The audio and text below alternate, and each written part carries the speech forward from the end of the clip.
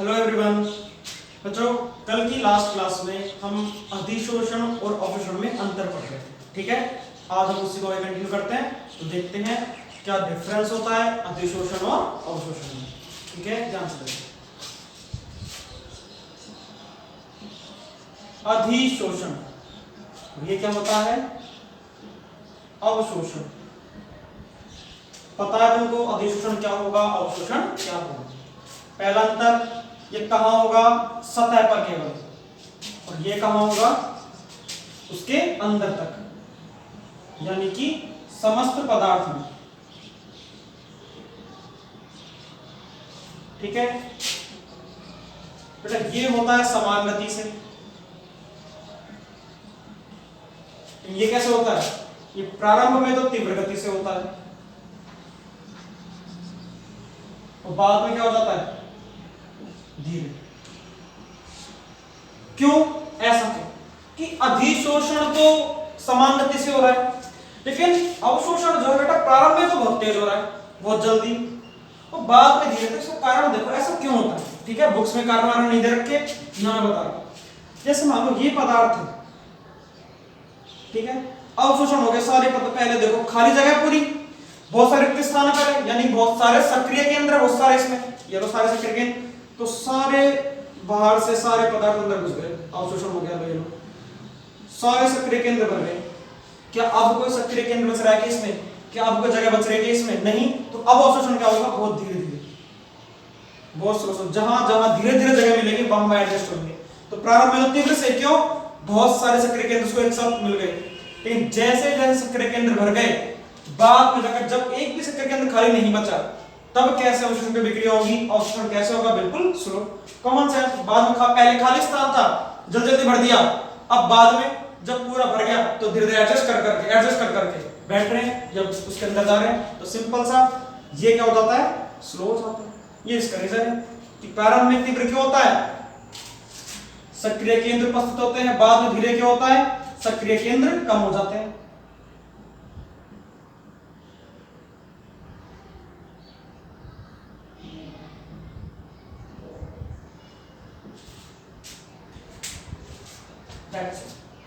ठीक है, तो ये अंतर है किसमें, अधिशोषण में और अवशोषण में। क्लियर है, बस दो ही अंतर रखते चलते हुए, ठीक है।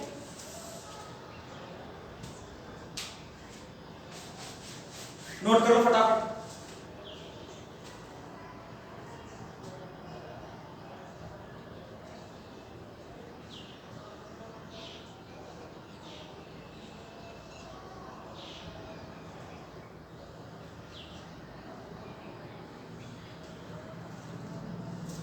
ठीक है, अब देखते हैं, अब समझते हैं उदाहरण से कि अधिशोषण और अवशोषण में अंतर क्या है। एग्जांपल समझते हैं, आओ।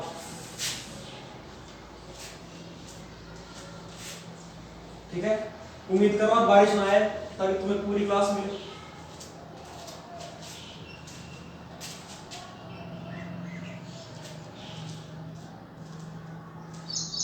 ठीक है, ये है सिलिका, क्या सूत्र होता है, ऐसा ही होता है।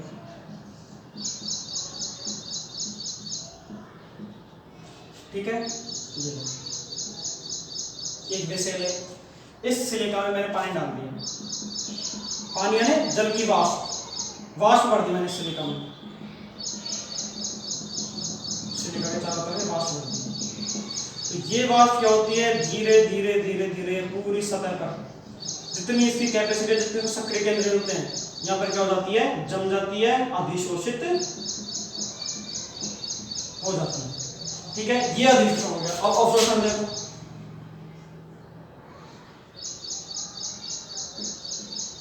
ये तुम्हारी सिलिका, मैंने इसमें डाल दिया CaCl2, कैल्शियम क्लोराइड।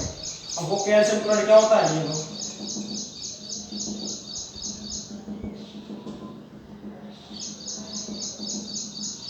अंदर चला गया सिलिका के, इसे क्या बोलेंगे, अवशोषण। ये अवशोषण, इसे क्या बोलेंगे, अधिशोषण। अब देखो किसकी सतह पर चिपक रहे हैं, सिलिका की, तो सिलिका को बोलेंगे अधिशोषक पदार्थ। यहां तुम्हें सारा समझा देता हूं। चिपक कौन रहा है, जल वाष्प, तो जल के अणु क्या हो गए, अधिशोष्य।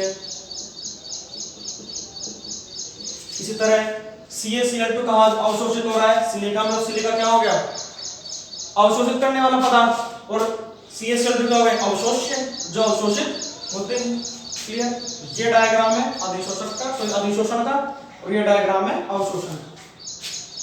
अब देखो सतह पर हो रहे सारे, ये सारी क्रिया सतह पर होती है। ये क्रिया पूरे समस्त पदार्थ के अंदर तक होती है।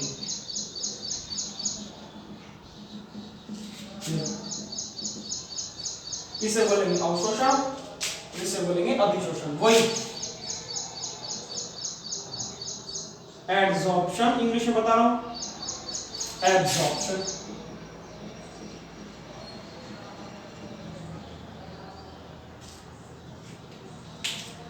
ठीक है, बनाओ डायग्राम जल्दी से।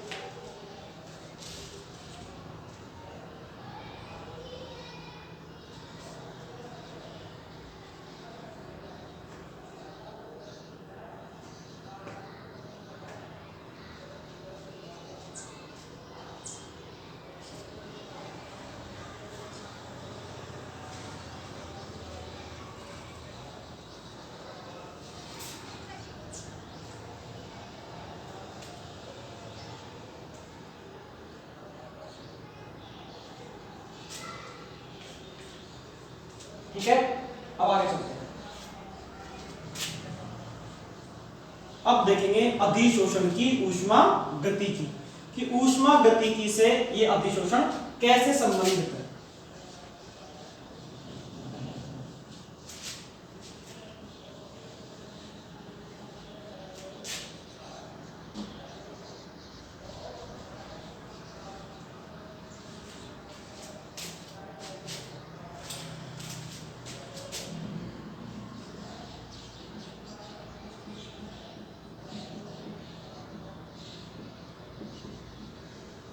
अधिशोषण की ऊष्मा गतिकी, थर्मोडायनेमिक्स ऑफ एडसॉर्प्शन। क्लियर है, आइए देखते हैं क्या है। बात करते हैं फर्स्ट, कुछ पॉइंट के हिसाब से पढ़ेंगे। ठीक है भाई, ये मैंने कोई अधिशोषक ले लिया, ठीक है, 1 मोल अधिशोषक है, कितना है, 1 मोल, ठीक है, और इसमें ये अधिशोष्य है, ये भी कितना अधिशोषित हो रहा है, 1 मोल मैंने माना है। ठीक है, सपोज कि कोई पदार्थ है, ठीक है, 1 मोल है, और किसका काम कर रहा है, अधिशोषक का काम कर रहा है, और उस अधिशोषक पर कोई अन्य पदार्थ जम रहा है, चिपक रहा है, उसे क्या बोलेंगे, अधिशोषक। वो भी कितना है, 1 मोल, यानी 1 मोल ही अधिशोषक, उस पर चिपक भी कितना रहा है, 1 मोल। क्लियर, तो सिंपल सा 1 मोल अधिशोषक पर अगर 1 मोल अधिशोष्य चिपकता है, जमता है, तो इस वर्क में या इस कार्य में जो ऊर्जा निकलती है, ऊष्मा निकलती है, उसे बोलेंगे मोलर अधिशोषण, मोलर अधिशोषण ऊष्मा। 1 मोल अधिशोष्य पदार्थ के 1 मोल अधिशोषक पदार्थ पर अधिशोषित होने में जो ऊष्मा निकलेगी उसे क्या बोलेंगे, मोलर अधिशोषण ऊष्मा। ठीक है, यानी जमने वाला पदार्थ भी 1 मोल हो और उसको अपनी सतह पर जमाने वाला पदार्थ कितना हो, 1 मोल। ये दोनों 1 मोल हो, तो जब इस काम में या इस वर्क में जो एनर्जी निकलेगी, जो एनर्जी रिलीज होगी, उसे क्या बोलेंगे, मोलर एडसॉर्प्शन हीट, मोलर अधिशोषण ऊर्जा। ठीक है, लिख लो फटाफट डायग्राम बना।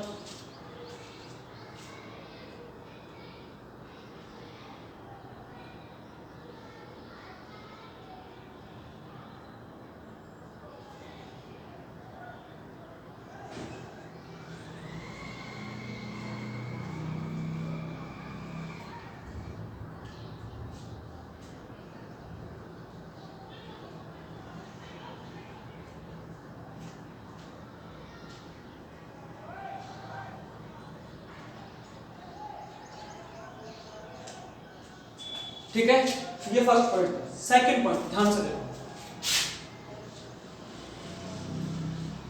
तो बेटा केमिस्ट्री में एक टर्म चलती है जिसे बोलते हैं क्या, एंथैल्पी परिवर्तन। क्या बोलते हैं, एंथैल्पी परिवर्तन। तो सेकंड पॉइंट की बात कर रहा हूं, थर्मोडायनेमिक्स ऑफ एडसॉर्प्शन। ध्यान से देखो सेकंड पॉइंट, इसका जो डेल्टा एच होता है जिसे बोलते हैं चेंज इन एंथैल्पी। एंथैल्पी कुछ नहीं है, केवल एक प्रकार की ऊर्जा है। इसका सूत्र क्या होता है, डेल्टा एच बराबर delta U plus P delta we. ये से क्या होता है, फॉर्मूला होता है। ठीक है, अब ध्यान से, यू क्या है, इंटरनल एनर्जी परिवर्तन, पी क्या है, प्रेशर, वी क्या है, डेल्टा वी क्या है, चेंज इन वॉल्यूम। ठीक है, अब ध्यान से देखो, delta H change in enthalpy. अगर कोई अभिक्रिया ऊष्मा क्षेपी है, तुमने ये तो पढ़ी होगी, ऊष्मा क्षेपी अभिक्रिया और ऊष्मा शोषी अभिक्रिया। तो अगर कोई अभिक्रिया ऊष्मा क्षेपी है तो याद कर लो, उसके लिए डेल्टा एच हमेशा क्या होगा, नेगेटिव। क्या होगा, नेगेटिव। यानी हमेशा उसमें ऊर्जा, ऊष्मा निकलेगी, उस काम में हमेशा ऊष्मा निकलेगी, ऊर्जा निकलेगी। पढ़ी होगी ऊष्मा क्षेपी अभिक्रिया, ऊष्मा शोषी अभिक्रियाएं। तो मैं ऐसा आता होगा delta H is equal to -10 kilocalorie per mole.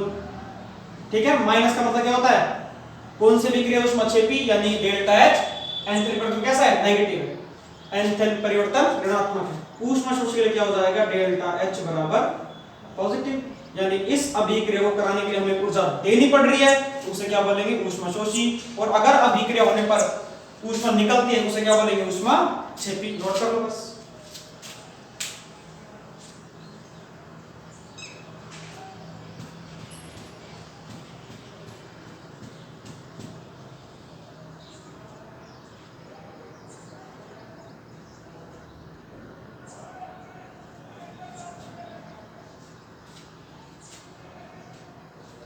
ठीक है, चलते हैं थर्ड।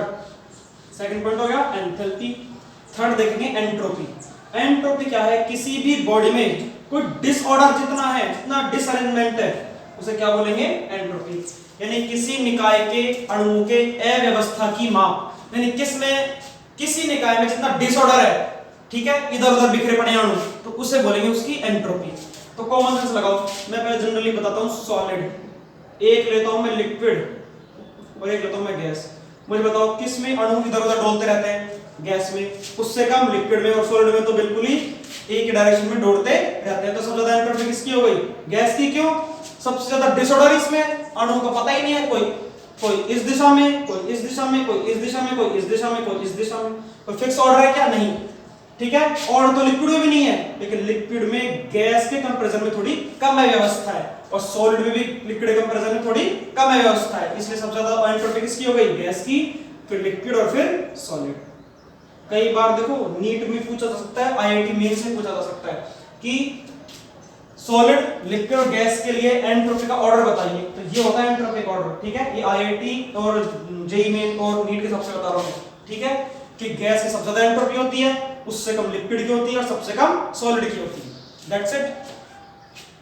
आगे देखो, और ये एंट्रोपी तुम्हें पता चल गया कि एंट्रोपी क्या होती है, किसी भी निकाय की अव्यवस्था की माप। क्या कहलाती है, एंट्रोपी। किसी बॉडी में कितना डिसऑर्डर है, ये कितने अणु इधर उधर कैसे चल रहे हैं, कोई अगर एक डायरेक्शन चल रहे हैं तो उसकी एंट्रोपी 0 होती है। ठीक है, अगर इधर उधर डोल रहे हैं तो एंट्रोपी ज्यादा होगी। तो मैं बात करूं अधिशोषण के लिए, तो तीसरा पॉइंट, अधिशोषण के लिए डेल्टा एस का मान क्या होता है, हमेशा नेगेटिव। क्या होता है, नेगेटिव। ठीक है, क्या होता है, नेगेटिव। यानी उसकी एंट्रोपी हमेशा कम होती है। कम क्यों होती है, कॉमन सेंस लगाओ, ये अधिशोषक है, ये गैस है, ये गैस यहां पे जम गई, कुछ गैस यहां पे जम गई। अब जम गई तो मान लो अणु यहां जम गए, चिपक गए। अब क्या अणु गति कर पाएंगे, क्या इधर उधर डोल पाएंगे, नहीं। यानी एंट्रोपी क्या हो गई, कम। और कम तो मतलब नेगेटिव। That's it. उदाहरण फटाफट। भाई अणु को एक जगह पकड़ लिया, अब भागता है, इन सक्रिय केंद्रों में अणु फिट हो गए। तो अब मुझे बताओ, क्या इन अणुओं की गति इधर उधर डोलेगी क्या, इधर उधर भागेंगे क्या, नहीं भागेंगे। क्यों, वो पकड़ रखा है, ये सेट हो गए, एक डायरेक्शन में सेट हो गई। ठीक है, तो अब क्या होगी, इसकी एंट्रोपी कम होगी, और कम होने पर क्या होगा, डेल्टा एस नेगेटिव होगा। नोट कर लो फटाफट। ठीक है,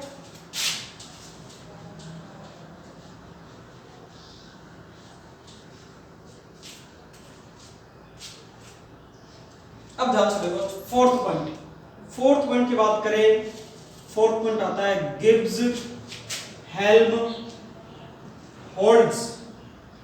इक्वेशन। ये क्या होता है? ये होता है delta G is equal to delta H minus T delta S। ये गिब्स हेल्महोल्ट्ज कुछ नहीं है, क्या गिब्स एक ऊर्जा है, नाम दे दिया गिब्स, कुछ नहीं है, वो बात वही है एनर्जी। क्या है? एनर्जी में चेंज, एंथैल्पी में चेंज, T टेंपरेचर, और डेल्टा S का एंट्रोपी में चेंज। कोई दिक्कत है क्या? नहीं। अब देखो जनरली बात करूं नॉर्मल टेंपरेचर पे, यानी कि नॉर्मल टेंपरेचर में सामान्य ताप कितना होता है? ठीक है 37 डिग्री फ़ारेनहाइट होता है सर, ठीक है, यानी रूम टेंपरेचर ले लो 298 केल्विन। उसकी बात करें तो डेल्टा H का मान ये देखा गया हमेशा बड़ा होता है किससे? T डेल्टा S से, सॉरी T डेल्टा S से क्या होता है? हमेशा बड़ा होता है। क्या होता है? हमेशा बड़ा होता है। ठीक है, तो इन अभिक्रियाओं में डेल्टा G क्या होता है? नेगेटिव। क्या होता है? नेगेटिव। तो नोट करो इसको।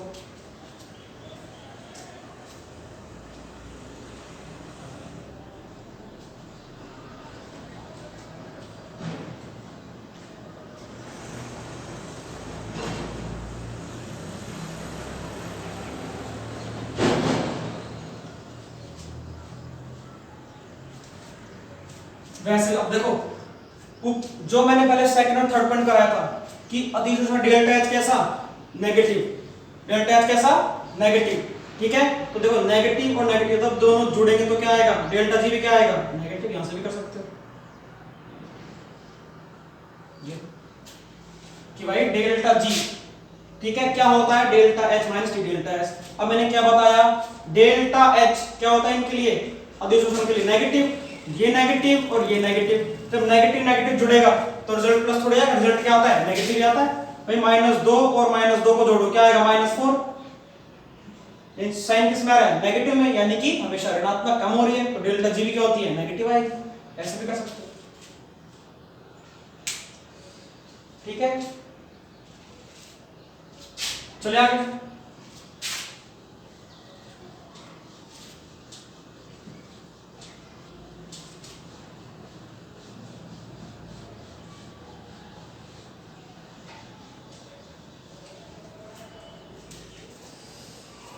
अब आगे देखते हैं अधिशोषण के प्रकार।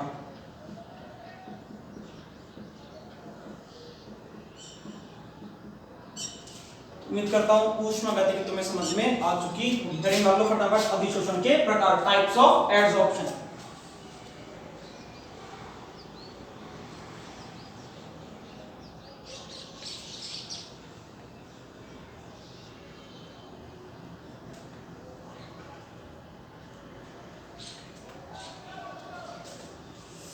ठीक है, टू टाइप के, कितने टाइप के? टू टाइप के।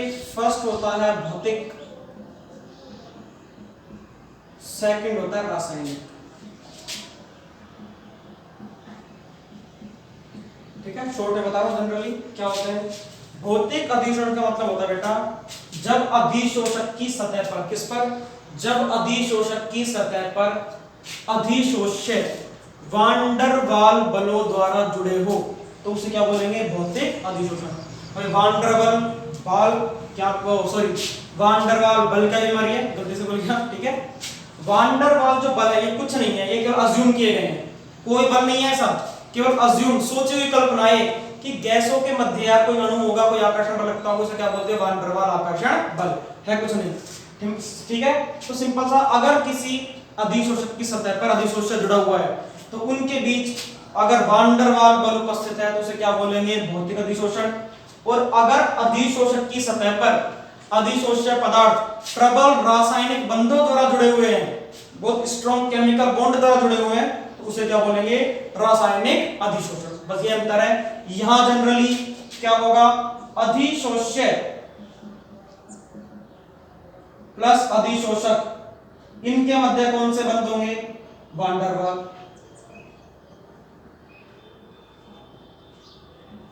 इनके मध्य क्या होंगे? प्रबल रासायनिक। इन्हें क्या बोलेंगे? भौतिक अधिशोषण। और इसे क्या बोलेंगे? रासायनिक अधिशोषण। ठीक है, तो उम्मीद करता हूँ आज की क्लास में समझ में आई होगी। जो भी चीज मैंने बताई, सिलिका जेल का क्या वो अधिशोषण कैसे होता है, अवशोषण कैसे होता है, ठीक है, ऊष्मगति कैसे होती है, ठीक है। तो ऊष्मगति की इंपॉर्टेंट है, याद रखना, डेल्टा एच भी नेगेटिव, डेल्टा एस भी नेगेटिव, डेल्टा जी भी नेगेटिव, ठीक है। यानी अधिशोषण क्या है, एक ऊष्मा छेदी प्रक्रिया में ऊर्जा हमेशा निकलेगी, कहीं भी दी नहीं जाएगी अधिशोषण में, दैट्स इट, ठीक है। भौतिक अधिशोषण क्या होता है, रासायनिक अधिशोषण क्या होता है, ये सब चीज मैंने तुम्हें बता दी है। कल हम इनको आगे विद एग्जांपल इनको पढ़ेंगे। ओके, तो आज का इतना ही, थैंक यू।